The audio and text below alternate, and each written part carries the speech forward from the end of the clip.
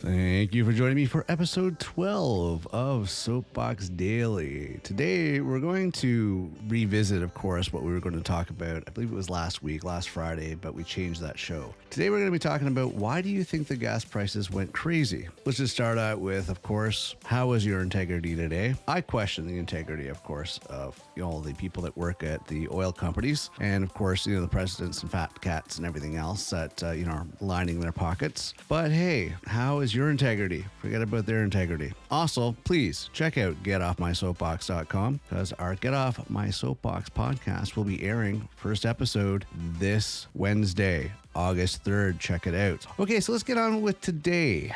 Why do you think the gas prices went crazy? Now, I'm no financial expert or market expert. That's not my thing. So, I'm not coming from a licensed, certified professional opinion, but I do have eyes and I can observe things and see what's going on. And I'm going to start off, of course, with my viewpoint of why I think prices are the way they are. And, there might be some logical part in this. I'm not really sure. In a nutshell, I think the prices are the way they are because, well, guess what? The fat cat 1% did not make a ton of money when it came to COVID. They lost a lot of money, and so they want to regain all that money that they lost during COVID because people weren't buying and whatever the case may be. So I'm thinking, oh, well, they lost profits, so now they're going to have to recap those profits that they didn't get in 2020 or 2021. And so, we're gonna jack up the prices of everything so we can get that money back because, we still want that, new multi-million-dollar house, and we still want that new, private jet. This is just my viewpoint. Look at the rich 1%. Look at, places that, control a lot of the markets, like namely the oil market. Look at Saudi Arabia.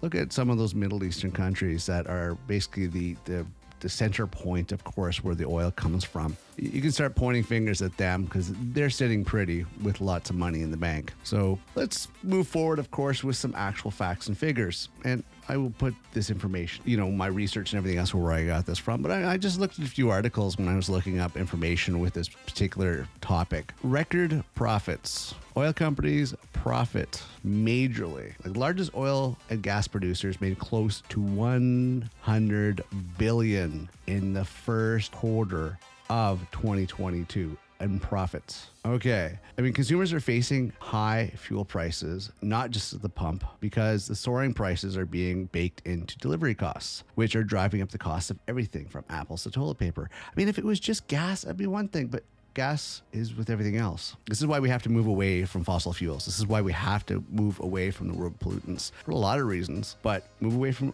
oil and gas and everything else and look at renewable resources and, stuff that's not going to hurt the planet. So yeah, these gas prices are moving forward to everything else. So working class and the poor are hurting even more, where the rich and 1% are laughing it up. Soaring energy prices have rattled consumers and become a political flashpoint. Even last month, Joe Biden said that Exxon made more money than God this year. And it's only It's only August now, but it's halfway through the year, a little more. Oil companies are reaping unprecedented profits as not just Americans, but the world seems to struggle to pay for food and gas. And who's making the profits? It's the fat cats. It's the 1%. It's the oil companies. They're laughing up. They want to get their profits back from what they lost in COVID. That's my viewpoint. That's my opinion. I'm thinking it's just like everything's going up because the 1% want to make money back from what they lost. And I just don't think that's right for the struggling class or the working class to try to get ahead. And now we're hit even harder with everything. I know for a fact that my expenses have went up each month and it sucks. It really sucks. I'm digging a hole of $1,000 after everything's paid each month. So every single month I'm 1,000 in the hole, 1,000 in the hole, 1,000 in the hole, at minimum 1,000 in the hole. Life is expensive, folks. But you know what? Who do you put the blame to? Companies like Coterra Energy and ConocoPhillips and Marathon Oil and Equinor and Devon Energy and EQT Corporation, Chevron, Exxon, Shell, all of these recorded billions of dollars of profit. That's just a lot. Anyways, check that out. Do your research. All right. I'm going to wrap this up. I just want to give you an eye-opener viewpoint. When you're out there driving and everything else, consider a different vehicle that doesn't run on gas. And, let's boycott the oil industries.